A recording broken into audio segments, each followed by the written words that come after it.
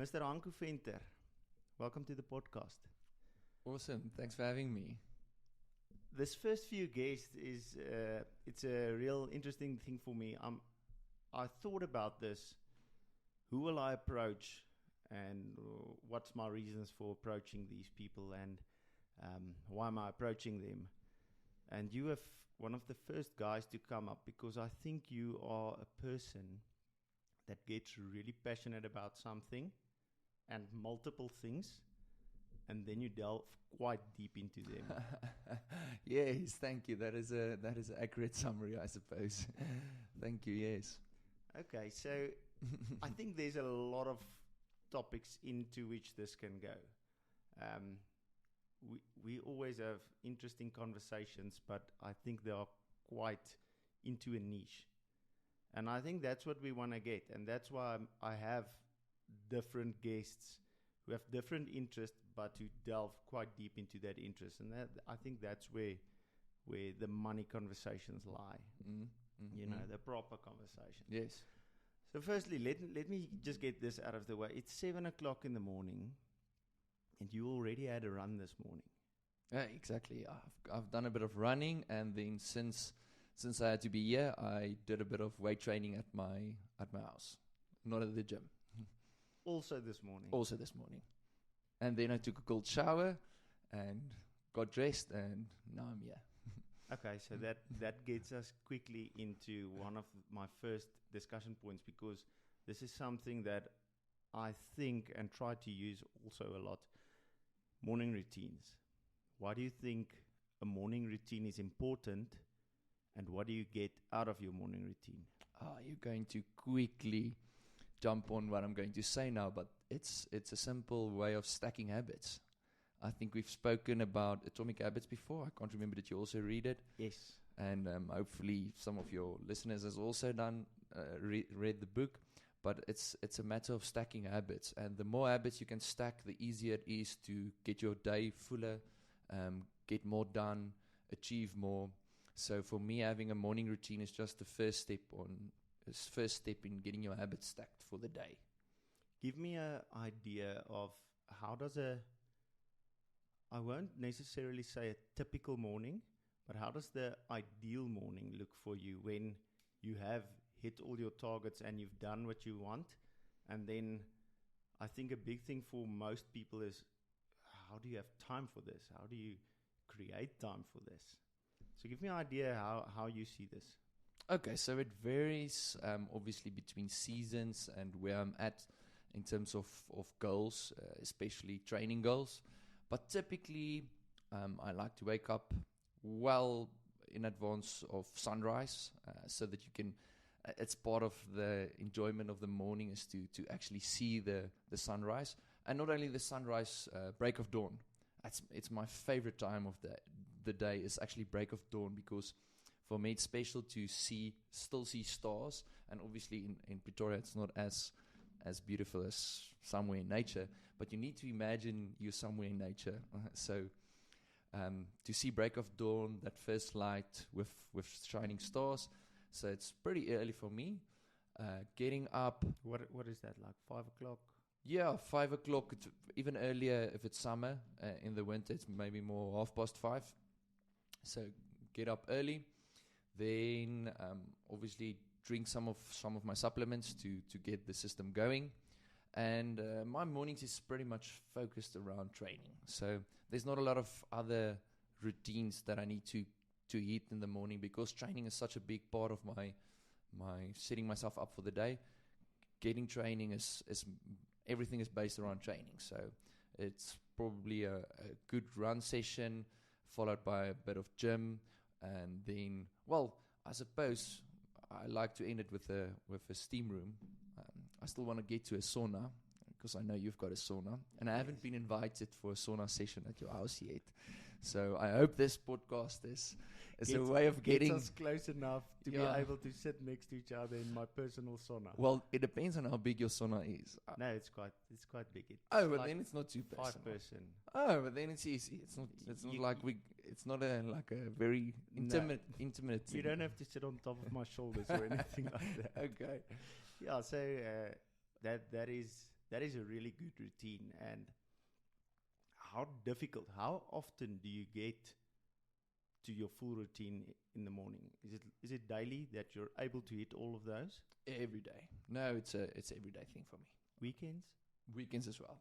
Weekends is even more fun because you don't have to feel like after eating your routine you need to get to work or anything. I enjoy weekends even more to do the same routine. Yeah. I probably extend the sessions and really make the most of them. Yeah. Yeah, I agree. I feel the same way. I see that training sessions. I try to eat about 6 times a week, and Excellent. Just one day of rest. Sometimes it's a Wednesday, sometimes it's a Saturday, sometimes I do the same. something Yes. like that. Yes. But I think for me, it's a way of clearing my mind, and I don't really do the training to hit personal bests or to achieve certain goals with my body. I do it more to clear my mind. What are your reasons for doing it? It's I think they stack on top of each other, the reasons. Obviously clearing your mind. I feel like if I don't get some sort of running time where it's only me, where I can be kind of quiet and think through everything, think through your previous day, the previous week, the weeks to come. That is a big one. I really need to agree with you on that. Obviously the health reasons, getting your blood flow pumping, longevity wise, getting that strength training in. Yeah, it's a good base to build your day on, and even your weeks and even your months. And it makes you feel good. The dopamine release. It's also playing a big role. I see you agree with my dopamine comment. 100%. I think I did a podcast yesterday about happiness. Okay, that's interesting. And I think a lot of people think happiness is just it just is. You're just happy. I think not. I think there's hacks to it. We know what are feel-good hormones, and we know there's ways in which to increase those hormones in your body. So I totally agree with your point. If we do certain things to release dopamine, we'll feel better. We'll feel more energetic. It will increase the happy hormone inside ourselves. The same with cold showers. The same with training. Training is probably the best one. That is, I think maybe because of podcasts and like the health movement, I think these things have become more popular or trendy, if I can say that. But I don't know if that trends push through to everyone doing it 5 o'clock every morning. Because it's not cool. It's not sexy. It's flippin' difficult. It is, but that's the point. Yeah. If it was easy, it wouldn't make a difference in your life. You want to get difficult things in because that's making the difference. And this doesn't necessarily have to be your training, this huge training session like we spoke about now. This could be any challenge in your life. This can be just picking up a book and reading 10 pages. The fact of the matter is you can either decide to be a laid-back type of person floating through life, or you want to go ahead, face challenges, improve yourself, achieve goals, and that's building character. That's building you as a human.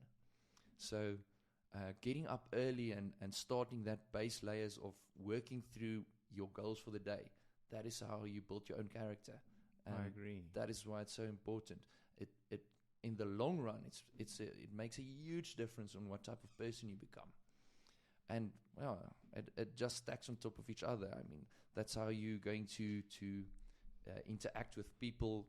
After you've done your morning routines and you feel great about yourself, you're going to have better interactions with the people around you. You're going to be more attentive to business or whatever your daily routines and goals include or you have entails. And just quickly getting back to dopamine and happiness, it's such an interesting topic that you've touched on obviously in your previous podcast. But dopamine is a hack to get things done. And understanding dopamine and the ways dopamine work on your system is like anything else. Why wouldn't you make the best of the hack? And I found it very interesting. I went through a phase where I tried to really understand how to manage your dopamine levels. And it's such simple concepts, but we get it wrong so often and so many times during a day. And just to make a quick example, it's got to do with dopamine stacking. If you, for instance, take a sugar hit, you kind of decreasing the value of your dopamine. You know, you understand what I'm getting at? Yes. Yeah, taking sugar is decreasing the value of dopamine. You don't want to spend your dopamine on cheap things like sugar. I call it the S's. Sorry, I'm going down a rabbit hole now. No, please. For me, it's the S's. It's social media, scrolling, sugar, substance abuse. Like suggests caffeine. I suppose caffeine can that's under the stimulants. Yeah. Okay. It also plays a role. Yeah, caffeine is a complex one because there's some advantages to caffeine as well. For me personally, I was able to get rid of caffeine in my lifestyle for the sake of getting a more consistent energy level / dopamine, dopamine level, yes, specifically for that reason. Did you cut out caffeine? Because I have another friend. You friends with Mike Botha? I spoke to him, I think it was yesterday or the day before, and he told me he was like a coffee snob, really into his coffee. He would have that small aluminium coffee machine on his stove every day. Yes. Doing Bialetti. Doing everything perfect. And he told me he stopped drinking coffee for 2 years.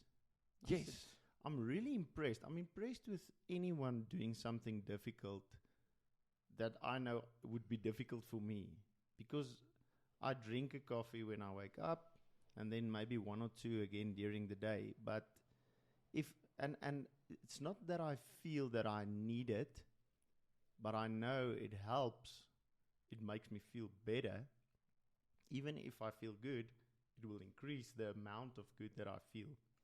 So what's the longest you've stayed off caffeine? Have you stayed off caffeine? No. Okay, so it's a new challenge for yourself. Yeah, I've decreased the amount. I've decreased the amount of caffeine that I take. I'm not really a strong coffee drinker. I'll drink like a cappuccino or something like that. But I prefer like a cheap coffee. I'll drink a coffee like at 5 o'clock, like a Jacobs or something. I like the taste of that more, and it's maybe just like a unsophisticated palate or something like that.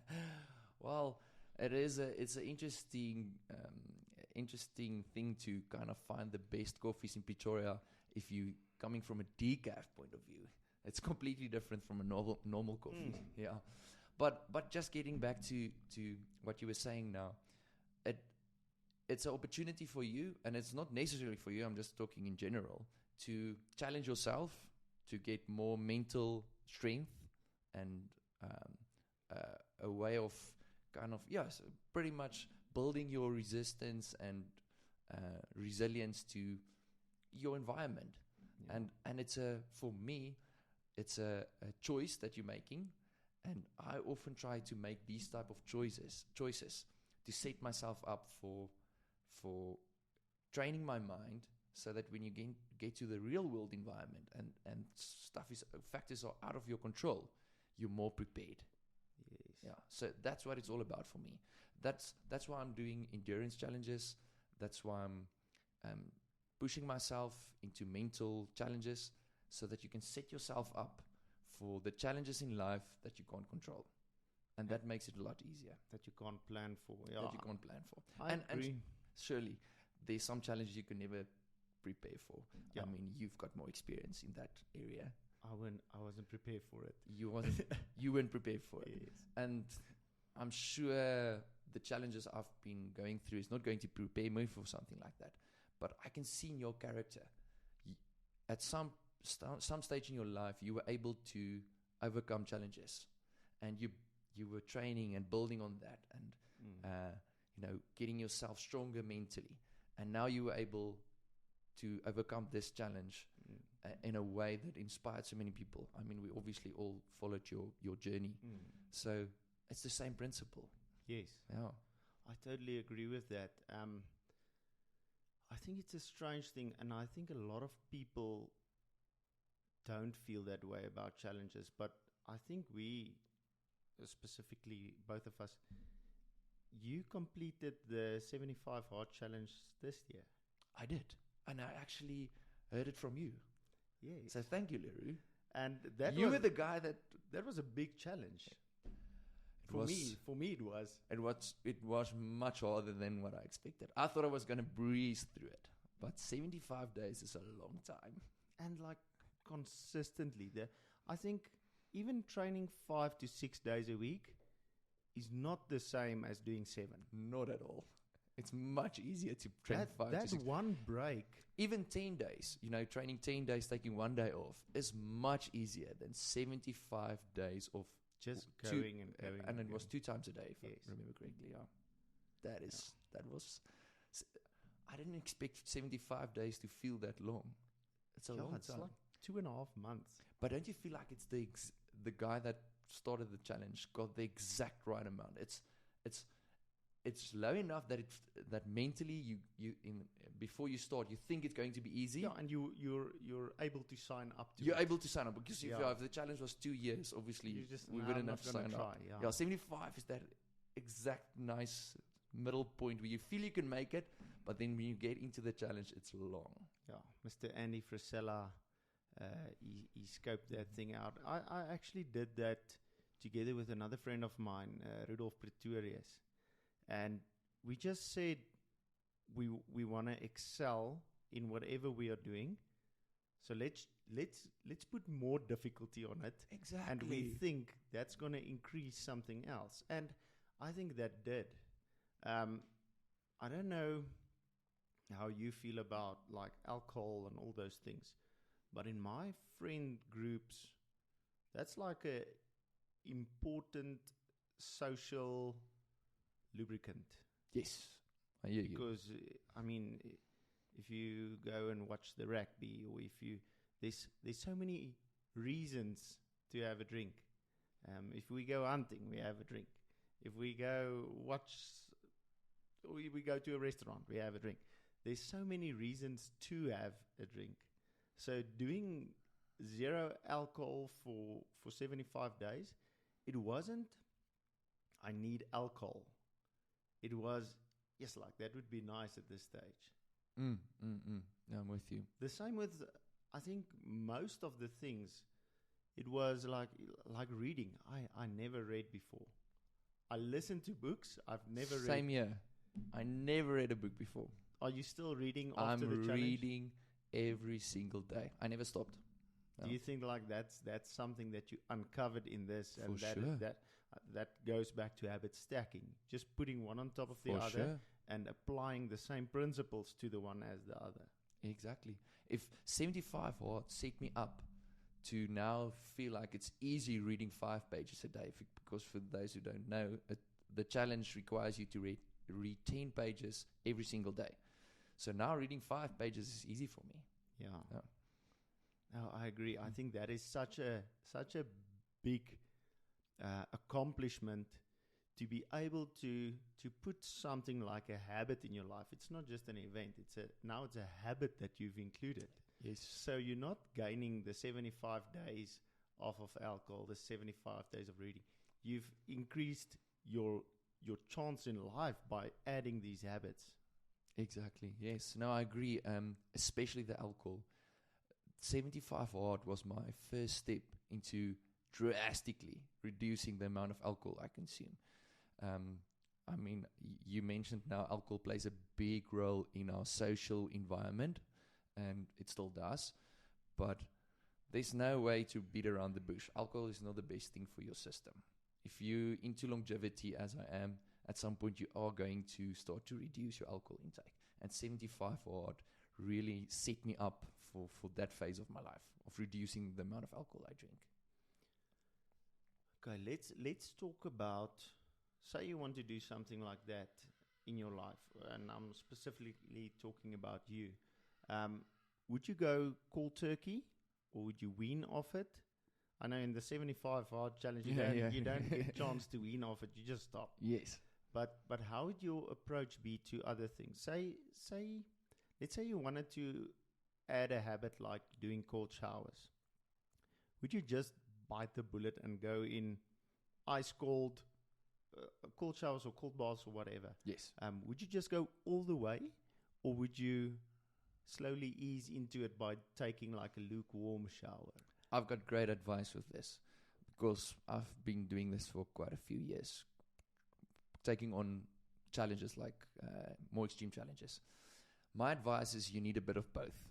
And this is not for everyone, but generally speaking, if this is your first time trying something like cold showers or anything hard in your life, I'm talking now in a general sense, you need a bit of both.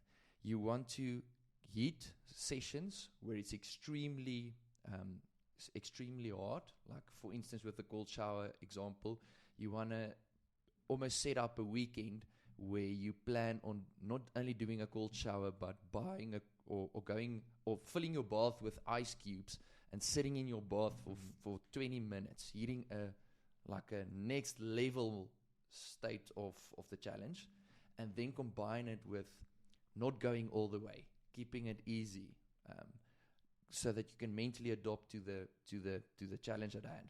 So maybe during the week, hitting a cold shower today, tomorrow you see you're not going to be able to mentally overcome this, and maybe just give it some leeway, do a normal shower.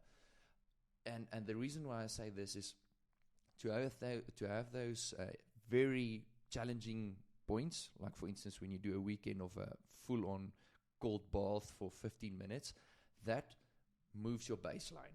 You want to keep on moving your baseline. The more you move your baseline, the easier it is to kind of stick to it. But then also keeping it easy through, in between is, for me, I think you must always try to make it a lifestyle choice. And if it's not on a level where it can be a lifestyle choice, then it's still great for you, but you want to make it a lifestyle choice because you want to sustain it, to reap the benefits for the rest of your life. Of course. So that's my quick way of approaching, a new challenge like that. And what have you found? Do you go cold turkey? I do. I do. Because what I have found is if I try to wean off it, that will just become the new baseline. And that's also a good point. I feel that it takes too long then. Because, say, for instance, the cold showers. What happens now every morning is I transfer to the shower chair and I sit there and I think, yes, like, okay, today's really cold. Like the past month or so, it was cold. And then I think, okay, let's not do it today. Then I feel like I've failed. So I can't. Now I can't take a hot shower anymore in the morning because firstly, I know the benefits, so I can't tell myself, nah, you don't have to do it. I know the benefits I'm going to reap from it, and I know I'm going to feel from it. So then I feel like, yes, you can't lie to yourself. So you've made it a lifestyle choice. For you, it's a lifestyle choice. Because you know the benefits. Think of the fact that you know of the benefits. The same with alcohol. We know how bad it is for you. But still we do it. Is that a form of self-sabotage? Or what is the thing at play? Is the reward system of that thing that you're misusing or that you're using too much of, is the reward system a lot bigger than the fact that that longevity plays? The fact that we want to live longer and the fact that we want to have better bodies and better lives because of that. What do you think is the component there? Why is it so strong and so difficult when we know it's bad? I think something that plays a big role is the culture that we were brought up in. The fact that alcohol is actually, I've developed a keen eye on pointing these things out, because I've seen it now as I change and people resist the change or resist me, for instance, drinking less alcohol. It's easy to start, pinpointing these type of scenarios where you realize it's a norm to kind of drink alcohol. And obviously, if you stop drinking alcohol, people are like, "What's wrong with you?" And it should be the other way around, but it's because of the culture we were brought up in. And it's not only with alcohol, there's a few other things as well, but alcohol is a huge one. And so if we can change the social, the way we see alcohol in a social environment, it would obviously be easier, but how are we going to do that? I mean, that's not an easy thing. We're not suddenly going to change everyone's mind on alcohol. Do you think it's with education? Because I know that you listen to guys like Andrew Huberman. Yes, he obviously opened the doors for Was that for the big everyone. reason? Yeah, all of us, we saw that in your YouTube scroll, and we thought, should I click on this or not? And I think many people kept scrolling, but it kept on popping up. And at some point, you just watch the video, and now you know how bad alcohol is for you. Yeah. And so maybe interesting of thinking about it is, imagine in 10 years or 20 years, and it's a good example is smoking. I mean, smoking used to be this cool new thing that was, I mean, even doctors recommended smoking. It's healthy. It's good for you. Exactly. Imagine in 10 or 20 years, we've got AI and whatever technology available, or you've got some sort of counter or something, like on your arm or whatever.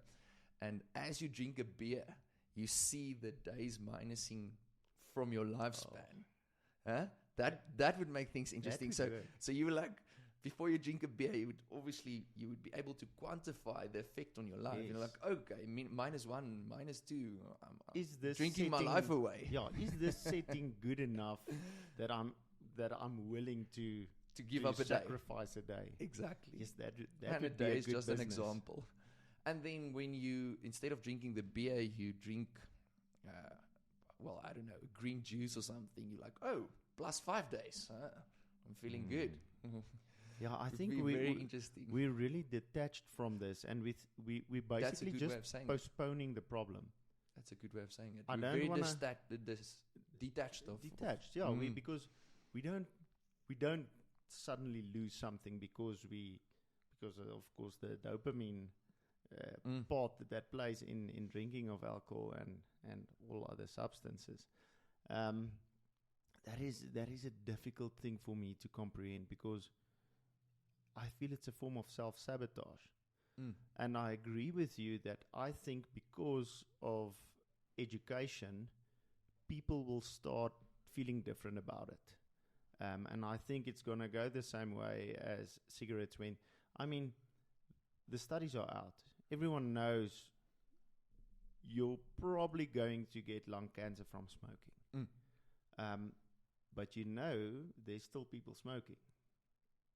Yes. So in the same way, there will still be people drinking.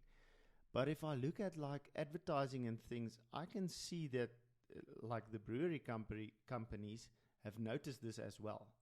If you see the amount of 0% beers that are being pushed at the moment and are sponsoring sports teams and all of those, I feel they know their research. They can probably see like a fall in the amount of purchase numbers, and maybe they have like a bit of a feeling what's going on in the market, and they decided to pivot and listen. I know people, they're not going to start drinking Coke. They like the beer taste. Let's give them the beer without the thing that they don't want. And I think that is like an indicator of what's coming. And I really don't mind it. It's a clever observation, I must say. Yeah, I think I try to make those type of observations. We in the real estate industry, like in Garsfontein, we've been looking 5 years back. There was maybe one Woolworths on Atterbury. look at what has happened in the East. Look at the amount of Woolworths foods open. And I assure you, they've done their studies. They know what type of people are coming to the area, what type of money is coming to the area. If they knew it is another type of class that's moving into the area, they would open a cheaper store. But they know the type of wealth is coming to the area, and that is an indicator for us. This is an area where we should buy, because look at the type of people that's going to be coming because there's a Woolworths. So I think there's some of those indicators which you can use to tell you something else. And it might be a guess or estimation, but I think it's calculated in a way. Yeah. It's the same with coffee shops. Yeah. Coffee shops popping up in an area, you know that area is booming. Yes. I think it's too late actually for that. If you see the coffee shops, you're too late. Then the area's prices are going to increase already. Yes. No, we see it in Pretoria. And we've seen it in Garsfontein. Yeah. Garsfontein. I mean, the amount of coffee shops here per square kilometer is... But then the surprising shocking. thing is another one pops up and Yes. it still works. Yeah, because the demand is so high. And I think people don't want to wait. So like the one shop isn't getting all the clients. All the shops are getting 3 to 5 the whole time. Yeah. So it just, I think they help each other. They lift the whole market. Okay, I think we have covered a really good amount of the health aspect. Yeah, we've jumped around a bit, but that's just to end that conversation. So what I want you to challenge with is the next time you, even before you go out with friends, and you know you're going to be in a position where you want to drink a lot of beer or whatever you drink, think of it, well, you need to prepare yourself in advance a bit, but think of it in the same way you do when you explain to me you can't do a warm shower. You know, approach it in the same way. And the first few times, it's the same as doing a shower. It's not that easy. People are asking questions. People are unsure. But, you know, once you get to that sweet spot where everyone's comfortable with you drinking something else, everyone's used to it, you're used to it, you can still be yourself, it just gets easier. I can imagine that. Just like a cold shower.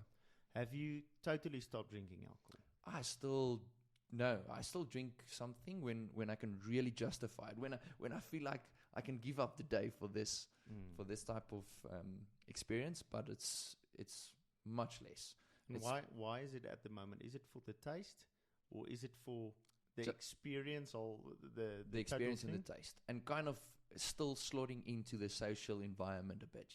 I don't want to completely be shut out of the social engagement that alcohol brings with it.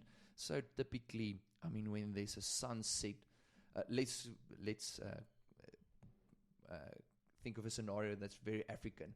If it's a sunset and you're seeing you at a game farm or something, and everyone's drinking a marula on ice, I mean, that's part of the experience. Yes, then I'd definitely join. I totally agree with you. And what I like about that is when you start to notice the negative effects of something and you want to combat that, and you made a decision, I think it's better for me. Like in the 75 hard, it was really difficult because I'm not allowed to. Yes. You're totally not allowed to. Even we went to Ellis Park to a Lucy, which is like a private suite. Well done. and done. Everything is free, and I mean, yes, I think it was like a final, Stormers against the Bulls final last year, and it was like day 60 of 75 hard, and it was so difficult.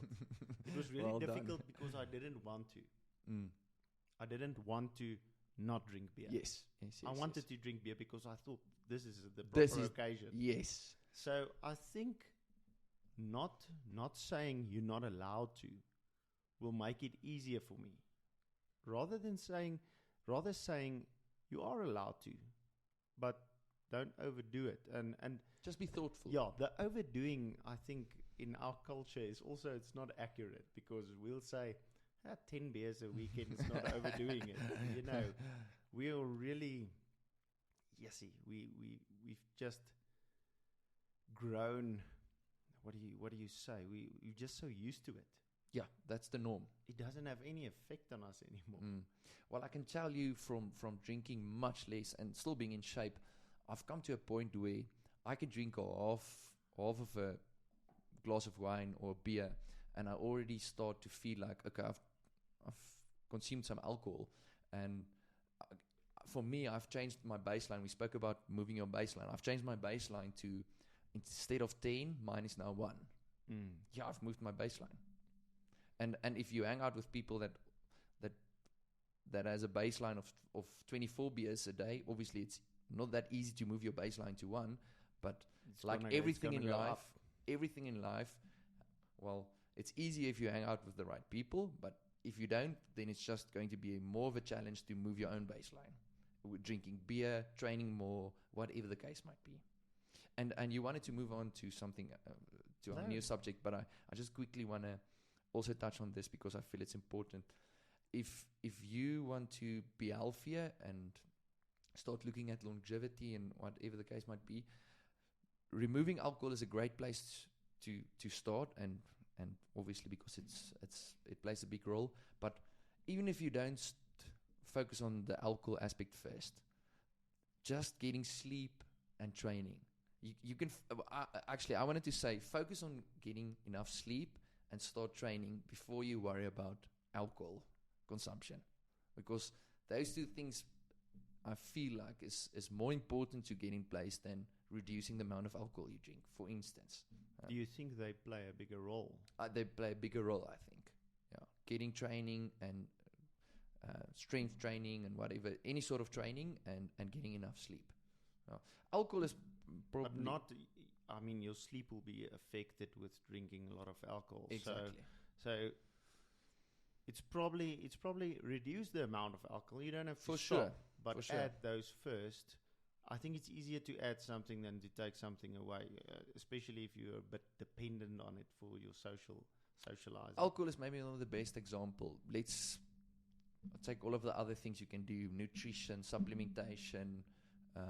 There's so many things you can do, but there's no use in doing all of this, all of the other smaller things, if the biggest two things is getting enough sleep and start training. Training is such a good thing for your body. It's been shown over and over again that you need training to sustain and, well, keep your body healthy. Yes, Yeah. I'm sure I totally agree with you.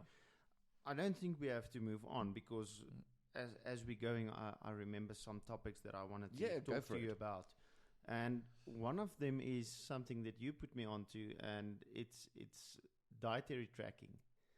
Looking at what we are consuming, what we are eating, why we are eating that, and what it is giving to us.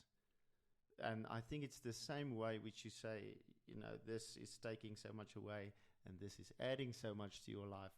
And firstly, why have you decided to start tracking everything? Because it's quite a difficult thing. It's adding a lot of work.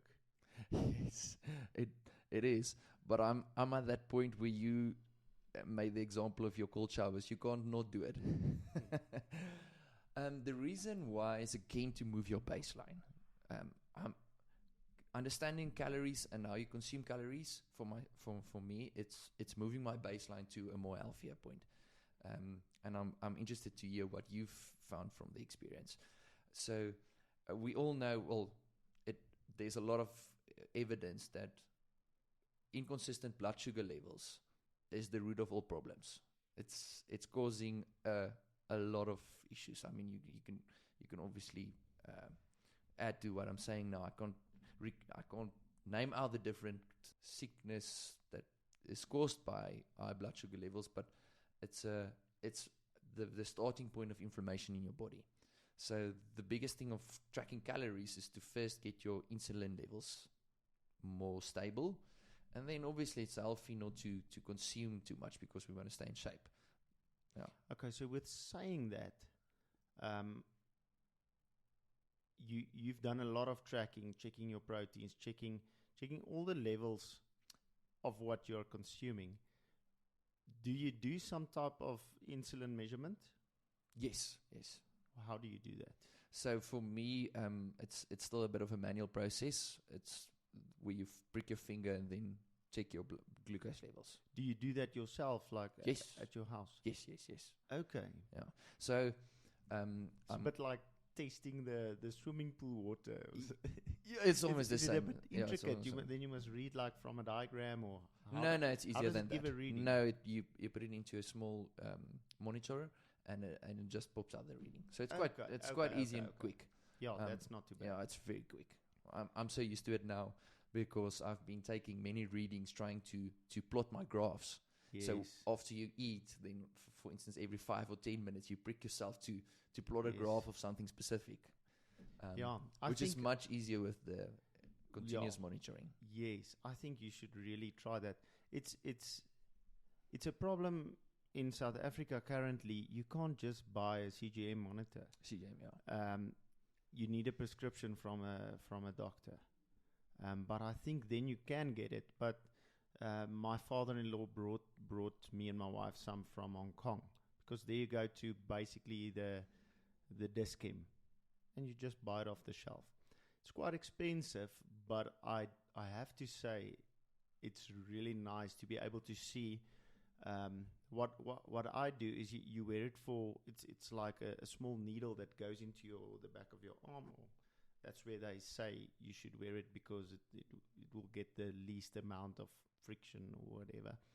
And then you use it for 14 days, and you use it in a way like you track your dietary consumption.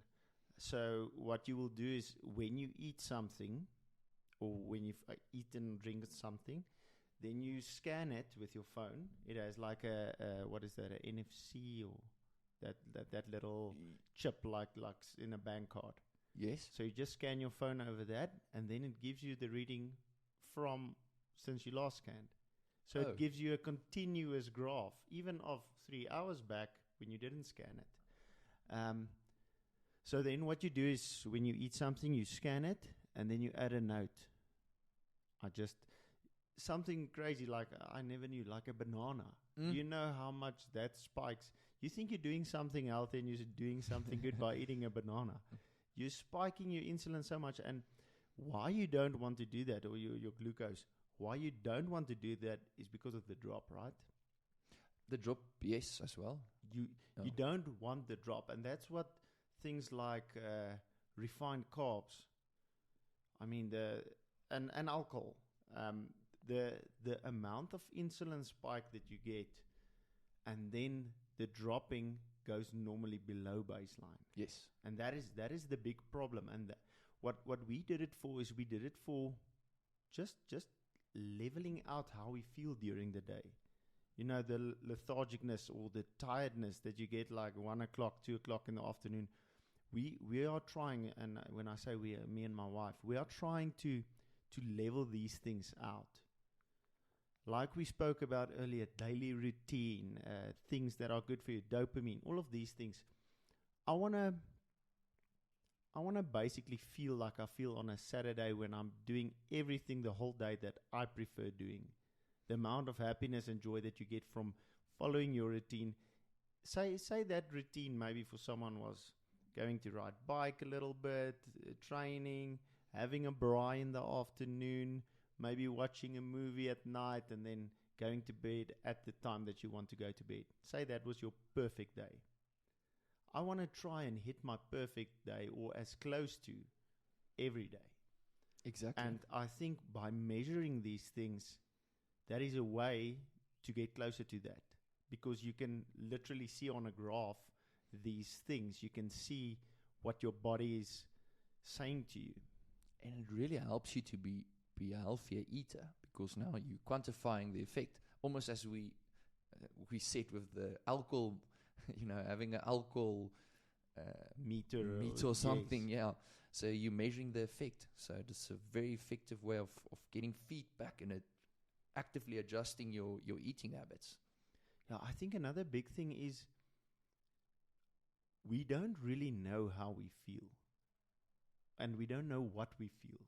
It's a difficult thing to like be in your body and know, just like this, I feel this pain precisely here.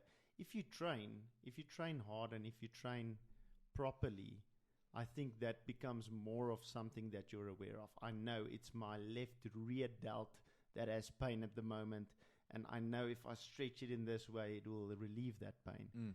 And someone who doesn't train or isn't active or isn't like a sports person, they don't know this. I think we take it for granted, the fact that we know it. But everyone doesn't know this. They don't really have control of their body, and they don't really know what's wrong in their body. They just know, I don't feel well.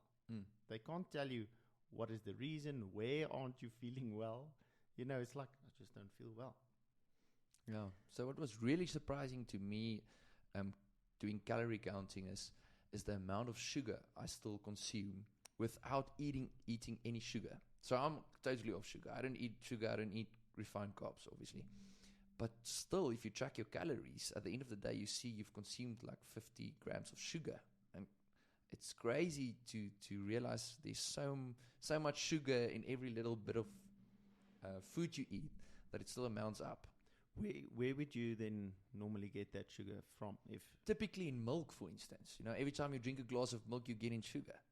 Oh, that's I've seen that as one of the ones that I need to cut back on, drinking milk, especially with my protein shakes. Yeah, that is like 300 mils to 500 mils every day. And a few times a day for me. Yes. I don't drink only one shake. You also told me that you eat quite a lot, and I know also that you use some supplements. Can we maybe discuss what sure. are those things, and what have you found to be beneficial? What would you suggest? So it's different for everyone, depending on what your goal is.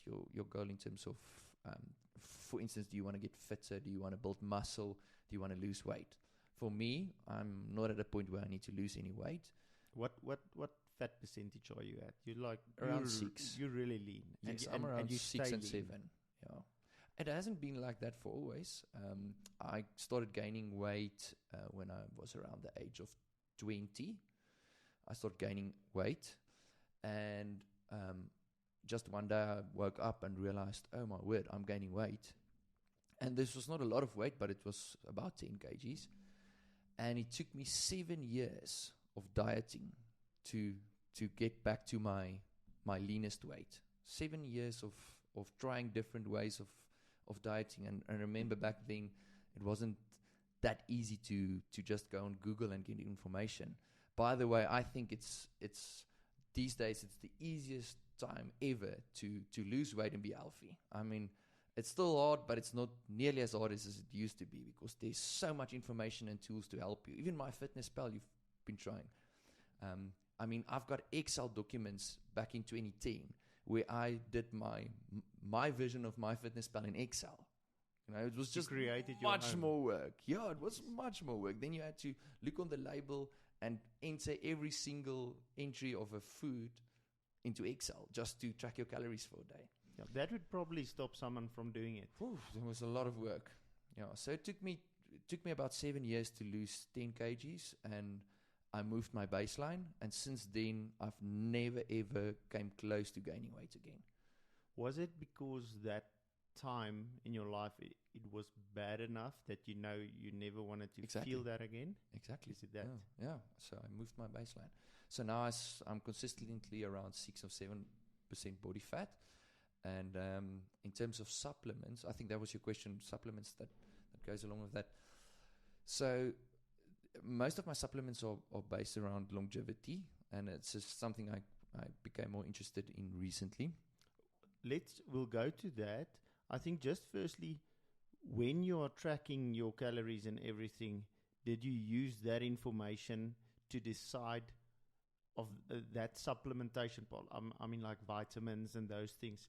Did that tracking give you the data that you used to decide what supplements to use? Yes, I used to verify that I'm getting the right amounts of supplements. And with AI these days, it's so easy. Yes. I literally took a copy and dumped it into ChatGPT and asked it, where am I missing what supplements?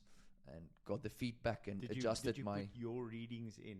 yeah. So from my fitness pal, everything goes to Excel, and there I track my intakes, and I correlate it with my training calories, making sure like I'm basically tracking my calories over time, in versus out from training, in versus from consumption versus out from training, and there's a lot of other things I track: sleep, HRV, you name it. If I can think of it, I track it, and then from there I can basically say what is my average consumption of every single type of category in food categories, like your vitamins, your proteins, whatever the case might be, and I just copy that, put it in ChatGPT, and it spits out what you're missing, and then you adjust your diet accordingly, or supplement whatever you need to supplement. That is a really good and easy way to do it. Yes, that's what I'm saying. It's the easiest ever now to be Yes. healthy.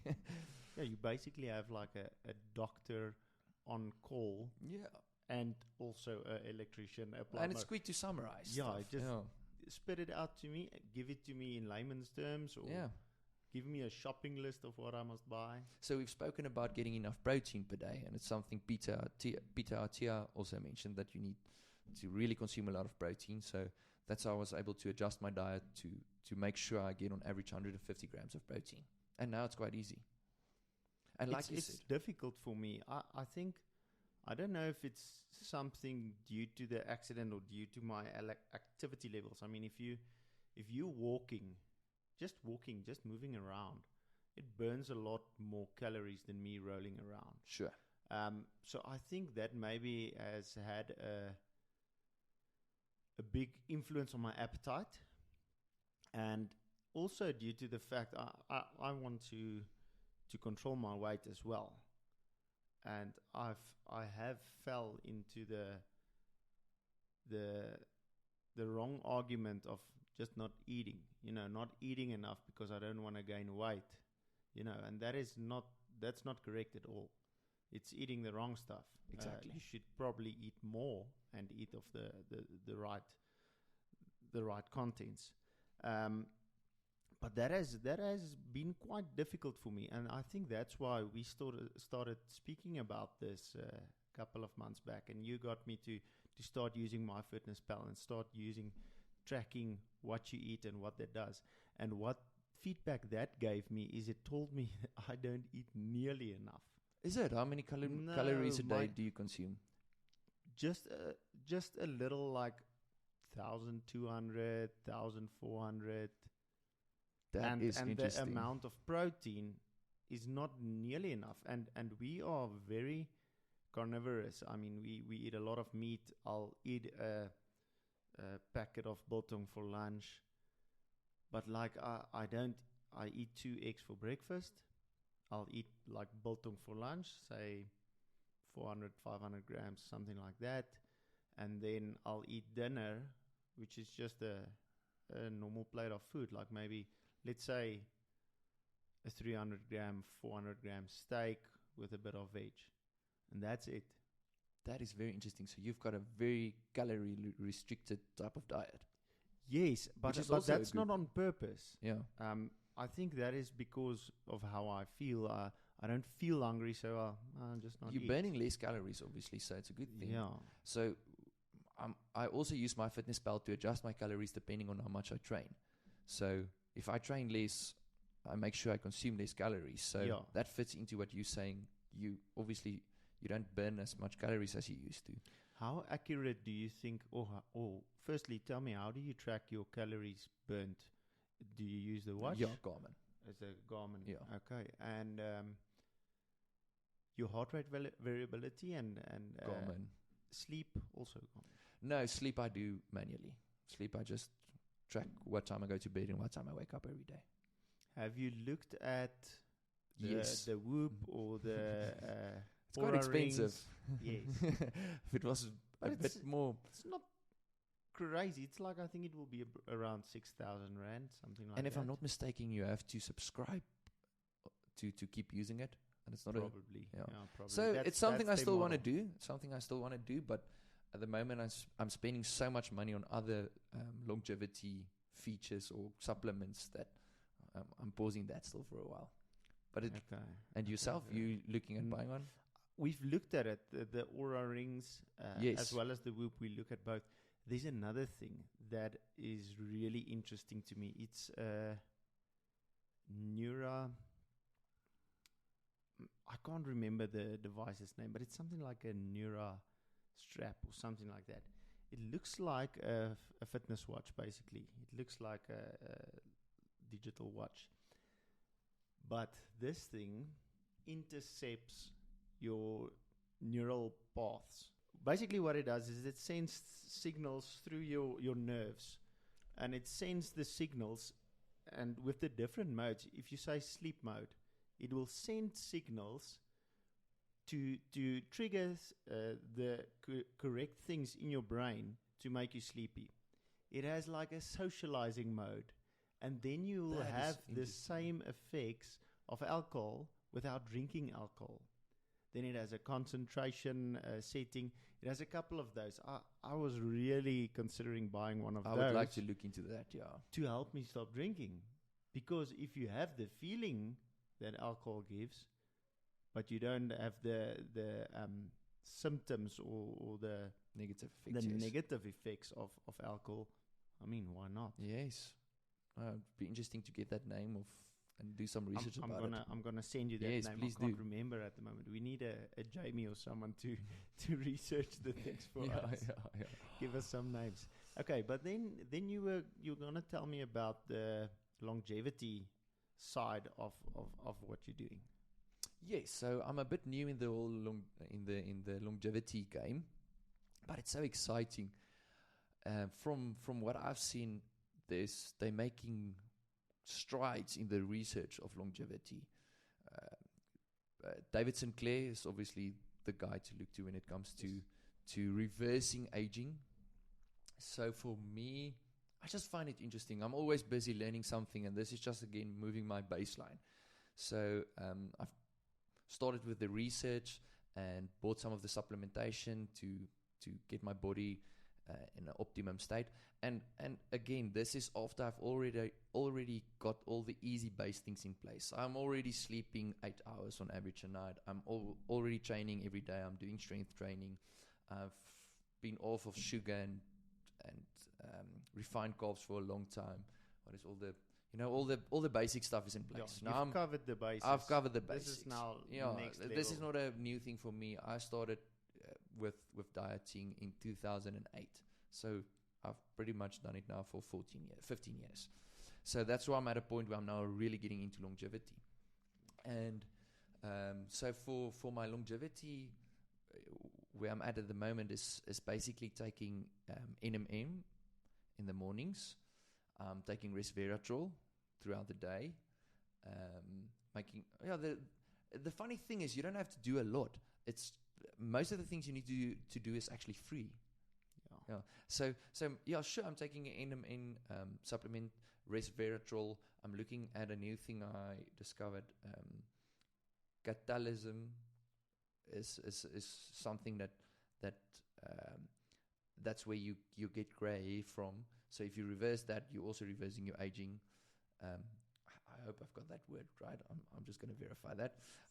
Something like that. Yeah, something like that. It's got to do with It's got to do with breaking down H2O2. I think it's hydrogen peroxide, and that substance, and it's easy to consume with food. That's the other thing. I'm already consuming all of this healthy type of foods. Getting avo, egg, green vegetables. Getting to my point, it's easy to get these things in place if you just have a bit of knowledge of what you need to consume. But it's not everyone doesn't know these type of things. Yes. But you didn't know these things. Probably. So it's just been part of my life for a long time. A lot of people say, "Yeah, but I'm not skilled at this already." No baby is skilled at this. They have gone through a lot of steps to gain the knowledge. You just need to want it. If you want it, the information is there. There's a lot of information. Yeah, it doesn't even help me to put the information out there. Everyone can get the information. Yes. But maybe as a quick summary, I try to consume avo, egg, berries, cacao, or dark chocolate, fish and fish oil, so important for your brain health. Fruits and veg. Obviously, if you're eating fruit, small portions at a time, like you said, I only eat a third of a banana if I eat a banana, but then I still get the health benefits of what is inside of a banana without the sugar spike. Yes. Yeah. And then building on top of that, already having my sleep in place and whatever, I'm now also on NMN and resveratrol. What do those do? And creatine is a very easy score. It's so cheap compared to the other supplements. Yeah. And from my research, a lot of people think that creatine is like steroids. Gym thing or something we used to hear of when we were back in school. It's quite the complete opposite from my research. What was very interesting is that creatine is one of those things, if you supplement it, your body actually becomes better at utilizing it. It's not like caffeine where you get dependent on caffeine. It's the opposite. Your body stops production. It's not your body getting lazy of doing its own thing. It's actually improving your body's ability. It's like a Kickstarter. It's a Kickstarter. So creatine is a no-brainer. Even Brian Johnson takes 2.5 grams of creatine every day. How do you take it? Do you take it like with water or with a shake? Or no, I just throw it in my mouth and chuck it out. Just like a scoop with powder. It's a quick thing. It's a quick thing for me. Again, stacking a habit. Every morning before I grab my keys, I'm like, I've had my creatine. Quickly go to the kitchen, throw it in my mouth, glass of water, out. Yeah, I think that's also important thing. It shouldn't be a nuisance when trying to add these things, because all of them will be roadblocks to you not doing it. Well, it will stack the habit. Yeah. You every night put it in a routine. Yes, every night after I brush my teeth, I know the next thing I'm doing is I'm walking straight to the kitchen and taking my CalMac or calcium and magnesium and 9-strain probiotic every night. It's just stacking a habit. And throughout the day, I do the same with all of the different pills I take throughout the day. Yeah. Okay, I want to just touch on a few other things. I think a lot of people will think, how's it possible to do this while having a job or while having a business? But you do have a business, and I think you have actually a couple of businesses. The one that is the most interesting to me is the augmented reality AR VR technology that you're busy with, and you are certainly one of the leading companies in South Africa that keeps pushing the boundaries, brings in the new technology, and starting incorporating it into your business. Maybe just tell me, what do you think is the future? What do you use it for, and what is the future of that? And then I want to go to the topic of neural implants, because I see that as the next version of what you are currently busy with, because that's what Elon Musk is talking about doing in the future. Exactly. So maybe let's just, firstly, you do AR goggles and visualization of construction, maybe buildings that aren't built yet. Yes, that's one of the good examples of a feasible application of virtual reality. So, to quickly summarize the application of it, I feel like virtual reality and augmented reality is just the next step in visualization. We went from, let's call it radio, which is not visual at all, to television, which is much more visual. And then we got cell phones, for instance, which is even more visual, because now you can take the visualization tool with you wherever you go. And now the next big jump in visualization is going to be augmented and virtual reality, because especially augmented reality, now you're starting to get visualization without you even having to pick up your phone, because of like something like augmented reality. I know some of the car manufacturing companies is already doing this. So you've got your information augmented, for instance, in your window display, whatever information this might be. I even heard of some of my friends. One of my friends is with a company that does imports. They're busy importing swimming goggles that's got augmented information about your swim in the goggles. So distance and whatever the case might be, and it's still going to evolve a lot. But in a general sense, virtual and augmented reality is the new jump to how things are going to be visualized all around us all the time. do you think it's gonna take over the place of a TV and a computer? That is a tricky question. I think with many applications, I think yes, it's going to. For instance, not always, but for instance, if you like watching a rugby game, and now instead of sitting on your couch, seeing it in a limited view there, now you can put on a virtual reality headset, and if you've not put on one before, I know you have. It's crazy how quickly your mind is transported into the submerged environment. You feel like you are there. Now imagine you're on the field. You can walk wherever you want to. You can pretend you're the ref if you want to. You just walk around on the field, and these players are running around you with a ball, and you can really experience the sport firsthand. And it doesn't only stop there. One of your mates has moved overseas, and you used to watch rugby with him. Now you guys meet each other on the field, and you watch the World Cup final. Yeah. And it's you the only two there. Yeah. And you can still hear the crowd with what do you call it? With like the spatial audio. Stereo sound. It's like you're there. Yeah, you'll feel everything. You feel there. Yeah. You can hear sound in front of you, left ear. Oh, that's just one of the examples. Yeah. But that's answering your question. I think it's to a large extent going to replace TVs and computers, especially with Apple Vision Pro that's been launched now. Yes. The computing power and what they've been able to achieve there is magnificent. It's hard to imagine that you don't want to use a computer with have like tactile. Yeah, but with their technology, it's much easier to imagine because it's just a computer screen all around you. Yeah. So they made a big leap going forward in the technology. Is they are able to track your eye movement, and they're only like very fine, very quick. So the problem up to now was it takes a lot of processing power to have a screen all around you. Obviously, I mean, computers this big, but it still has a big body to facilitate the processing. Yes.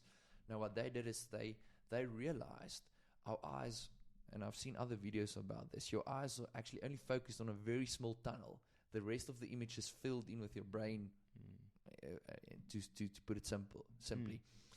So they only render the tunnel you're looking at in the virtual reality view, and that's how they can up the graphics so much. Yeah. I've seen that presentation about you've seen Vision it. Pro. Yes, it's insane. And the fact that, I mean, now you have a screen in front of you, and it becomes like a touch screen, but the screen is not there. And I think they have made things really simple to use because it's such incredible technology, and you think it would be really high tech and you need to do a course on using it, but they made it for everyone. Yeah. A child will be able to put that on and like just imagine how it works, just swiping and pinching the things, and they're quite intuitive. Yes. From all our demo sessions or virtual reality days, children, the younger the child, the easier they snap the application and the use of the virtual reality device. I think it's intuitive for them because they were brought up with that. The way in which we use a computer, that is taught. It's not intuitive at all. I mean, moving around with a little mouse or something with a cursor there, it's not intuitive. It's something that you have to teach. And I know that because if you get a different device, you need to relearn that. You don't know how to use it. That's why we're sticking to Apple. Yes. Less to Everything Apple. Everything Apple. You don't have to learn from scratch again. Yeah. So there's a lot of applications. I mean, you're going to be able to view your Airbnb before you book in or before you book it. You might be able to rent a crappy place and just use a goggle of a nice place, and then problem sorted. That's an interesting way of looking at it. Yeah, exactly. You don't even have to go to the beach or to the sea. You just put on a VR goggle for sure of a space that is that is a property next to the sea, and then you can just look out over the ocean without being on the ocean. Yeah, no, it's going to happen. Tell me, I've done quite a lot of research on Neuralink, which is one of Elon Musk's companies. So what that is it's a neural implant. I think a lot of people don't, I mean, they don't have reason to understand the brain, but they don't understand the brain and how it works. I've heard people think that as soon as they do an implant in your head, now they can track your thoughts and they can indoctrinate you and all of those things. But I mean, the brain works in areas, and where they plant that device, they can only use that area. So in my case, they need to implant the device on the motor cortex. The motor cortex is just a space in the brain, and that space of the brain controls movement. So that's the only part that they will get control of. I mean, it's not a full helmet that you put on to cover your head. So I've heard that they have another device that they will be using the Neuralink for, which will be able to restore vision of blind people, even if they have never been able to see, even if they don't have eyes. What they do is they mount a camera, like say type of a GoPro or whatever, on the head or on the body, and then they send signals to the Neuralink, which is installed on the visual cortex, and then the visual cortex creates an image which your eyes will create. So a lot of people think, vision is your eye, but it's not. This is just the receiver. Capturing, yes, of the wave of the light waves. Yes, so they can recreate that, and they can send the same signals to your visual cortex, which your eyes will send to your visual cortex. And that was astonishing to me, because firstly, the fact that this technology exists is basically like a miracle. And especially for my situation, because their plan is firstly to stop things like epilepsy and a lot of brain-derived diseases. And then secondly, to cure quadriplegia, which is people who can't move their arms or their legs. They want them to be able to operate a computer with their eyes only, looking at certain things on the computer. And then after that, they want to restore motor function. So by that, they implant the one device in your head, the one below your break or the damage in your spine, and then it just acts like a bridge. But they have done it, right? They've done it. Single examples of Yes. where it's been done. Yes. The places where they've done it is very rudimentary. Well, it is like a 16-channel receiver, where the Neuralink currently is like 4,000 and something channels. So it will be a massive leap. It will be the same as like with the Teslas. If you look at the other cars, which are battery operated and smart cars, and then you saw what Tesla's doing, it's a huge leap, yeah. Yeah, it's massive. And I think they've started human trial this year on the link between specifically for someone that's not able to walk. Yes, yeah. They've done it on animals. Yes, they have a lot of studies that they show, and they show how it works. It's really interesting, and then you can understand it. And you say, okay, that makes sense. So I believe that that's possible. It does make sense. They have had a bit of pushback from the FDA. I can imagine. I think it's because people don't understand it. Like people are pushing back on self-driving cars. Yes. Oh. I mean, the human error is a lot more dangerous. For sure. Than we just have to make the shift. Yes. Yeah. We're still making the shift. So, what do you think? I don't really know how to approach this conversation, but I mean, you on the forefront of this type of AR and VR technology. How far do you think that, because that is just a step in between what we currently have as screens and what we'll have as neural implants? So we are basically now in between those with the goggles. Do you have a idea, or what is your idea of the time span, the time horizon that we were talking about with this? How long does it take for these things to improve and to be implemented? Because I mean, you know with the goggles how that rate of improvement works and how that has happened previously. Yes, so that is a tricky question. And I don't think there's a real It answer. can be a guess. It can be a guess. Yeah, as well. because every time I've seen, we overestimate how quick technology is going to be adopted, and it's always slower than what we expect. We thought we'd have flying cars by 2020. Yeah, a good example I always take is drones.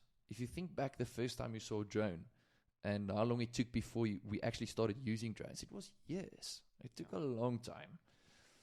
And we thought by 2020 it will be doing all the Amazon deliveries. Exactly. And they have been showing those Those- samples, but those, yes. it hasn't started. I don't know if it started. Yeah. I haven't seen it. So it's a tricky question. It's probably going to take longer, but on the other hand, yes, technology is growing so much faster and so much faster. The only thing I've seen about Neuralink or heard actually is monkeys playing Counter-Strike with their brains only, not using controls. Did you see that? Yes. Who I mean- even knew monkeys like Counter-Strike? Oh, exactly. What else do they like that we don't know? So if that is possible, I mean, the sky is the limit. Yeah. These things can obviously quickly be implemented by companies that's got such a huge footprint, and even owning other companies like Twitter, or what do you want to call it, X now. Yes. So there's a lot of potential to quickly roll out these type of environments, like Facebook did with the Meta environment. I mean, Facebook is at the forefront of the metaverse because of the big Facebook environment. So, well, hopefully for especially you, it's a quicker than we expect, but Yeah, a lot of people are scared of it because they no, not maybe at all. they have the pessimistic view about it. But I think for me, it would be, and for other people in my situation, it would be a massive improvement of life. Yes, I like to take the example of a calculator often when we speak about these type of things. If you were scared of a calculator and for some reason still are, you left behind. Yes. You need to make the shift. I'm sure when the first calculator came out, firstly, it wasn't easy to use it. It was complicated. It obviously had glitches, and the first adopters had to sort out those glitches. But surely people were saying, oh, calculators are going to take away jobs. And I'm speaking now more of AI in general. Yes. But the things you're talking about, Neuralink, is all based on AI. That AI is basically the reason why it's possible. Because your brain is so unique, we need to have that. Well, it's not actually AI, it's machine learning, but it's a branch of AI. You need that machine learning to customize the communication for your brain to your spine. Yes. And yes, that's only possible with machine learning. Yeah, and the first calculators, obviously people thought it's going to take away jobs, as people are saying now with AI, but it's just a mind shift. Everything takes away jobs, and It's creating it creates new jobs. Yeah. as well. The calculator created new jobs because we were able to move the economy and the human race forward, creating new jobs, and AI is going to do the same. Yeah, I think we are. I think the biggest problem with a lot of the mindsets that we have about things is because we are uninformed. We don't really know it. We just heard a headline, and then we run with that, whatever that idea is, and it's going to be terrible, or it's taking over the world. And we don't know the nuances and the intricacies of the technology and what it's actually being built to do and the problems it's being built to solve. And when we start looking at that, I think that's probably when we'll start to know there's a lot of benefit that can come, and we should try and help these things go faster. Yes, help it go faster and also adopt it. If you want to, if again going back to the calculator, if you want to be the guy that shies away from using a calculator, you're probably left behind. So the sooner obviously AI is going to change a lot of work environments. The sooner you use the tool to enable you to perform better, the faster you're going to. It's going to be an advantage. The faster you're going to get that advantage, and probably, do better than your peers. So use the tools and adopt it into your life.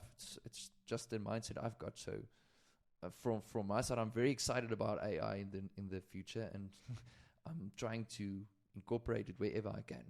Same here. Yeah. Same it's here. exciting. Yeah. It's an opportunity.